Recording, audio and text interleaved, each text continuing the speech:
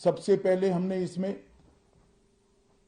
हमारे संविधान के स्पिरिट के तहत दफाओं की और चैप्टर्स की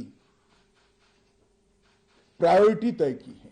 सबसे पहली प्रायोरिटी महिलाओं और बच्चों के अपराध को दी गई है और मैं मानता हूं कि ये करने की बहुत समय से पहले जरूरत थी।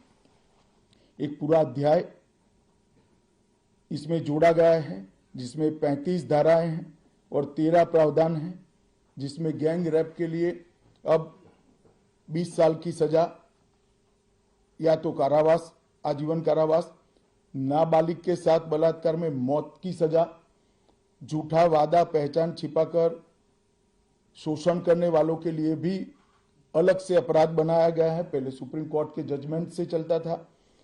पीड़िता का बयान उसके घर पर महिला अधिकारियों की उपस्थिति में और अपने परिजनों की उपस्थिति में लेने का भी प्रावधान किया है और इसके साथ साथ ऑनलाइन एफआईआर की व्यवस्था से भी ढेर सारी उत्पीड़न का सामना कर रही महिला एम्बरेसमेंट से बच पाएगी, ऐसा हमारा मानना है। सालों से देश भर में मॉब लिंचिंग के अपराध के लिए कानून में कोई प्रावधान नहीं था। प्रावधान करने की मांग होती थी। पहली बार मॉब लिंचिंग को परिभाषित किया गया है। नस्ल, जाति, समुदाय, लिंग, जन्म स्थान, भाषा और अन्य कारणों से जो मॉब लिंचिंग होता है, इसमें 7 वर्ष के कारावास से लेकर मृत्यु की सजा और आजीवन कारावास तक इसके अंदर जोड़ा गया है। तो एक बहुत बड़े समय से जो मांग थी वो पूरी होने जा रही है। राजद्रोह एक ऐसा कानून था जो अंग्रेजों ने अपने शासन की रक्षा के लिए बनाया, चाहे महात्मा गांधी हो, चाहे तिलक महाराज हो, चाहे सरदार पटेल हो, सभी लोग यही कानून के तहत 6-6 साल की सजा काटे थे। इसी कानून के तहत केसरी पर प्रतिबंध लगाया गया था। वो अपने राज्य की सुरक्षा के लिए अंग्रेजों ने बनाया हुआ कानून था। राजद्रोह को हमने जड़ से समाप्त कर दिया है और देश विरोधी हरकतों के लिए नई धारा लेकर आए हैं। पहले सरकार के खिलाफ स्टेटमेंट देना गुनाह था, अब भारत की एकता और अखंडता को क्षतिग्रस्त करने के लिए ये कानून अमल में आएगा। तो आजादी के इतने सालों के बाद ये कानून में बदलाव हुआ है, जो एक बहुत बड़ा परिचायक है हमारे संविधान के स्पिरिट का। मैं आप सभी के सामने बड़े विश्वास के साथ कहता हूं कि ये तीनों कानूनों के पूर्ण स्पिरिट के साथ देश भर में लागू होने के बाद ये कानून सबसे आधुनिक न्याय प्रणाली का सर्जन करेंगे। टेक्नोलॉजी को हमने न केवल अपनाया है, आने वाले 50 सालों तक टेक्नोलॉजी में जो भी अनुसंधान होने की संभावनाएं हैं, इस सबको कानून के अंदर हमने व्याख्या के तौर पर समाहित किया है, जैसे आने वाले समय में भी जो अनुसंधान होंगे वो व्याख्यायित किए गए। ये विश्व की सबसे आधुनिक न्याय प्रणाली बनेगी, इसका मुझे विश्वास है। कंप्यूटराइजेशन की प्रक्रिया ऑलरेडी पूरी हो गई है। 99.9% थाने कंप्यूटराइज हो चुके हैं। ई रिकॉर्ड जनरेट करने की प्रक्रिया भी हमने 2019 से ही चालू कर दी थी। 0 एफआईआर, ई एफआईआर, चार्जशीट और जवाब, ये सभी डिजिटल होगा। किसी को बड़े बड़े जेरोक्स निकालकर करने की जरूरत नहीं है। 1 लाख पेज की चार्जशीट भी एक छोटे से पेन ड्राइव से जजेस के सामने जाएगी और पक्षकर्ताओं को दिए जाएगी। 90 दिन के अंदर इस कानून में पीड़ित को, जिन्होंने न्याय की गुहार की है, उनको अपने केस का प्रोग्रेस ऑटोमेटिकली ऑनलाइन भेजा जाएगा। हमने इसके अंदर 7 साल और उससे ज्यादा सजा वाले सभी गुना में फॉरेंसिक की टीम की विजिट को कंपलसरी कर फॉरेंसिक एविडेंस को कानूनी जामा पहनाने का काम किया है। मैं मानता हूं कि इससे बहुत फायदा होगा। दोष सिद्धि का प्रमाण हम बहुत आगे तक ले जा पाएंगे। साक्ष्यों की रिकॉर्डिंग और जांच पड़ताल में रिकॉर्डिंग की अनुमति दी है। वीडियोग्राफी को सर्च और सीजर के वक्त पर अनिवार्य किया है, जिससे किसी को फंसाने की कोई साजिश न हो पाए। ई बयान बलात्कार की पीड़िता का या छेड़खानी की पीड़िता का ई बयान को भी कानूनी माना गया है और कोर्ट में ऑडियो वीडियो के माध्यम से पेशी करने का भी प्रावधान हमने किया है।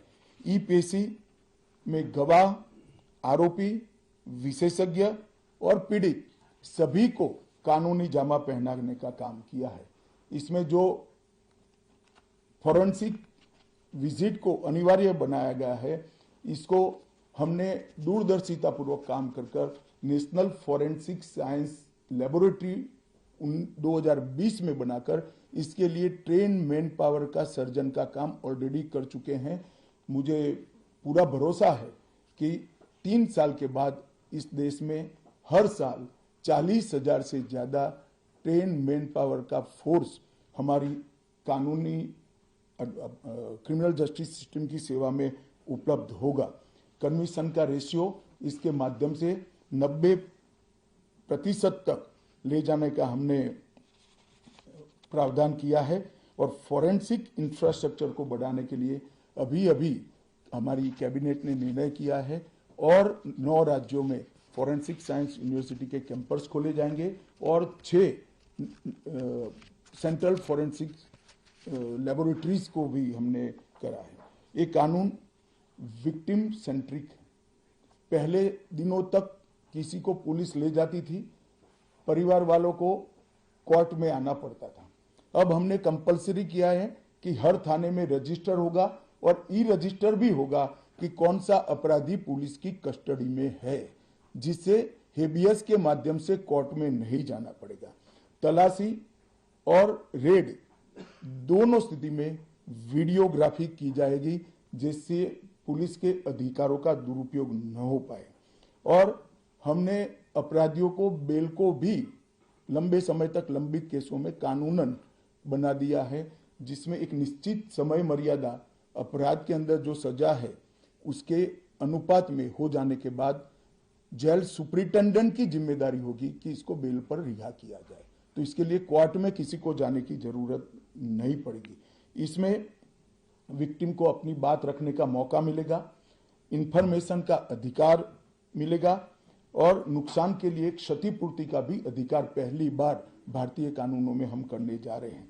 0 एफआईआर, विक्टिम की एफआईआर की प्रति की निःशुल्क प्राप्ति और 90 दिन में जांच का रिपोर्ट देने से इससे बहुत बड़ा फायदा होगा। समय पर न्याय, लगभग 35 न्याय प्रणाली की 35 धाराओं में हमने समय मर्यादा निश्चित की है और ये टेक्निक के आधार पर प्रोसीडिंग्स होने के कारण भी समय पर न्याय मिलेगा।